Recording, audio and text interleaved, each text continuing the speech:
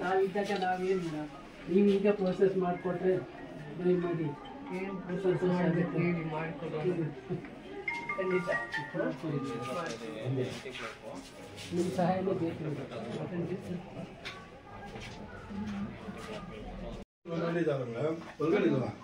ಅವ್ನು ಕೀಪ್ ಬಂದಾಗಲೇ ಅದು ಮಿಸ್ ಆಯ್ತು ನೈಟ್ 9 ಮಣಿ ಆಯ್ತಿದ್ದಾರೆ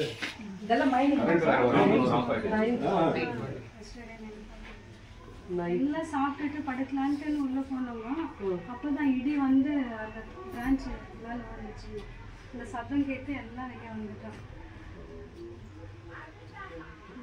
யாருக்கும் என்ன ஒன்றும்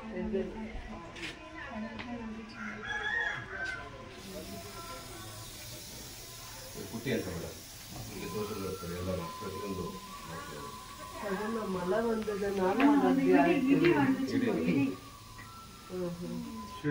ಮಳೆ ಬಂದಿದೆ ಸಿಡಿಲ್ ಬಂದು ಮರದ ಮೇಲೆ ಬಿದ್ದು ಮರ ಬಂದು ಇದಾಗಿರೋದು ಸಿಡಿಲಿಂದ ಆಗಿರೋದು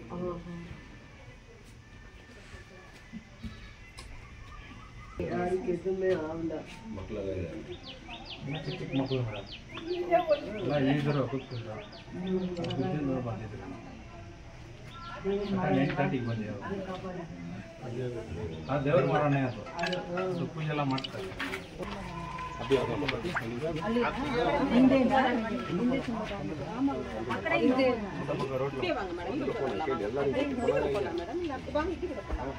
ಆ ಕಡೆ ಬಂದ ದೂರ ಆಗಿದೆ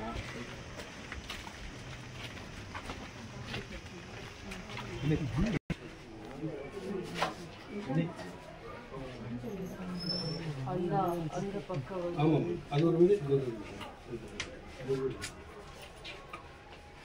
நைட்ல ஆமாம் மேடம் ತುಂಬಾ ಡ್ಯಾಮೇಜ್ ಆಗಿದೆ ಲೊಕೇಶನ್ ಆ ರೂಮು ಏನು ಇಲ್ಲ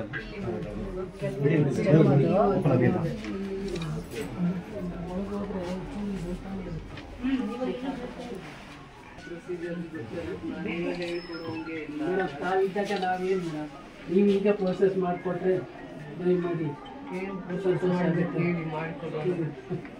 ಖಂಡಿತ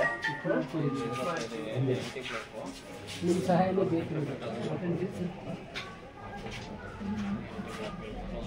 ಸದ್ಯ ಓಡ್ ಬಂದ್ಬಿಟ್ಟು ನೈಟಲ್ಲಿ ಯಾರು ಇಲ್ಲಿ ಇವ್ರು ಇದ್ರು ಮೇಡಮ್ ನೈಟ್ ಚಪಾತಿ ಮಾಡ್ತಾ ಇದ್ವಿ ಅಷ್ಟೊಳಗೆ ಏನು ಹುಡುಗ ಬಿದ್ದೋಯ್ತೋ ಏನು ಸಿಡ್ಲು ಅಂತ ಈಚೆಗೆ ಬರೋದಷ್ಟೊಳಗೆ ಸದ್ಯ ನಾನು ಆಚೆ ಬಂದು ಎಲ್ಲಿದ್ರಿ ನೀವು ಇಲ್ಲಿ ಒಳಗಿಂದ ಸೌಂಡ್ ಹೇಗಾಯ್ತು ಹುಡುಗ ಸಿಡ್ಲು ಬಂದಾಗ ಏನು ಬಿದ್ದೋಗಿದೆ ಅಂತ ಅನ್ಕೊಂಡೆ ನಾನು ನೋಡಿದ್ರೆ ಮರ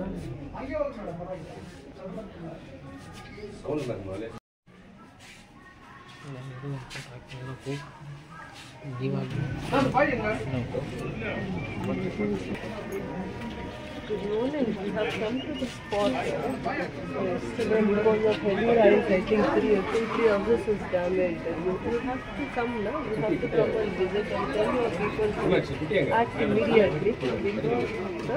Rainy season. The residents are in a pathetic condition. See, this is all old buildings. And we have to give a safety measures, right? Because our people also are here, they are also ready to support you, but your people have to come here because it is already yesterday night by 9:30, 10 o'clock the incident has happened.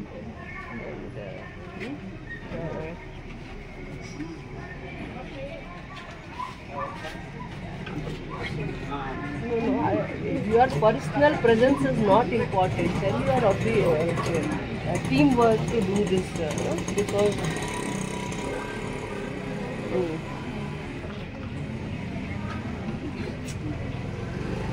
regularly you have one person, I think. Contractor.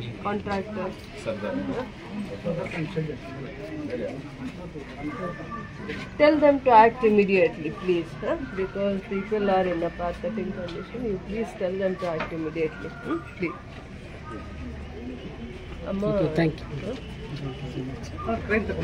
Immediate ಆಗಿ act ಮಾಡಬೇಕು. ಆಮೇಲೆ ನೀವು ಅದನ್ನ ತೆಗ್ದಾದ್ಮೇಲೆ inform ಮಾಡಿ ನನಗೂ ಕೂಡ, ಎರಡೂ ಕಡೆ, ಎರಡೂ ಫ್ಯಾಮಿಲೀಸ್ಗೇನು ಏನು ಇವಾಗ ಆಲ್ರೆಡಿ ಜಾಸ್ತಿ ಡ್ಯಾಮೇಜ್ ಆಗಿದೆ.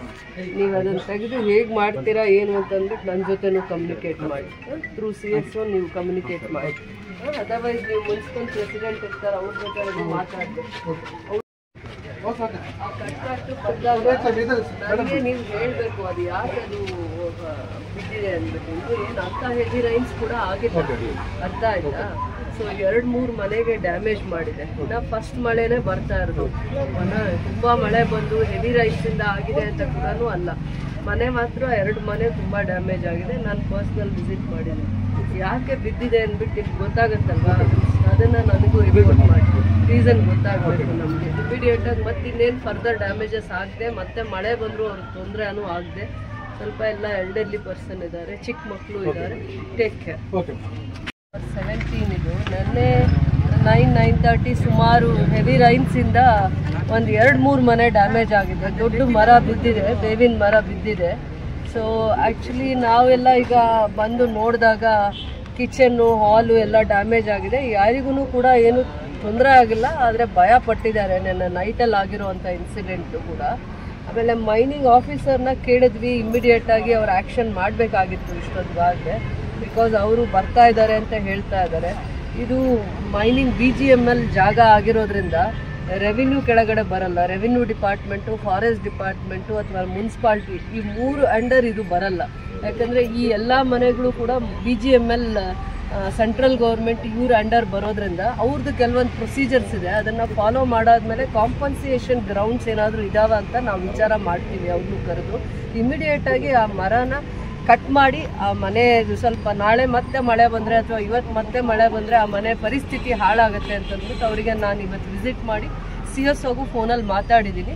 ಸೊ ಇಮಿಡಿಯೇಟಾಗಿ ನೀವು ಆ್ಯಕ್ಷನ್ ತೊಗೊಬೇಕು ಅಂತ ಅಂದ್ಬಿಟ್ಟು ಸೊ ಅವರು ಕಾಂಟ್ರಾಕ್ಟ್ರಿಗೆ ಇನ್ಫಾರ್ಮ್ ಮಾಡಿ ಕಳಿಸಿದ್ದೀನಿ ಅಂತ ಹೇಳಿದರೆ ಅಲ್ಲಿರುವಂಥ ಸೂಪರ್ವೈಸರ್ಸು ಬಂದಿದ್ದಾರೆ ಕೆಲಸ ತಗೊಳ್ಳಿಕ್ಕೆ, ಈಗ ಆಲ್ರೆಡಿ ಬಂದಿದ್ದಾರೆ ಅವರು. ಇಲ್ಲಿ ಬಂದಾದ್ಮೇಲೆ ಕೌನ್ಸಿಲರ್ ಇರ್ಬೋದು, ದೀಪಕ್ ಇರ್ಬೋದು, ಇಲ್ಲಿನ ಎಲ್ಲ ವಾಲಂಟರೀಸ್ ಸ್ವಲ್ಪ ತುಂಬ ಇಮಿಡಿಯೇಟಾಗಿ ಆ್ಯಕ್ಷನ್ ತೊಗೊಂಡಿದ್ದಾರೆ. ಆ ಕನ್ಸರ್ನ್ ನಾನು ಅಪ್ರಿಷಿಯೇಟ್ ಮಾಡ್ತೀನಿ ಇಲ್ಲಿನ. ಸೊ ಅಂಥ ಮಳೆನೂ ಅಲ್ಲ, ಬರೀ 1 ಸತಿ 2 ಸತಿನೇ ಇನ್ನೂ ಮಳೆ ಬಂದಿದೆ, ಹೆವಿ ರೈನ್ಸ್ ಕೂಡ ಆಗಿಲ್ಲ. ಮೈನಿಂಗ್ ಮನೆ ಆಗಿರೋದ್ರಿಂದ, ಶೀಟ್ಸ್ ಇರೋದ್ರಿಂದ, ಸ್ವಲ್ಪ ಹಳೇದಾಗಿರೋದ್ರಿಂದ ಈ ಡ್ಯಾಮೇಜಸ್ ಜಾಸ್ತಿ ಆಗಿ ಕಾಣ್ತಾ ಇದೆ.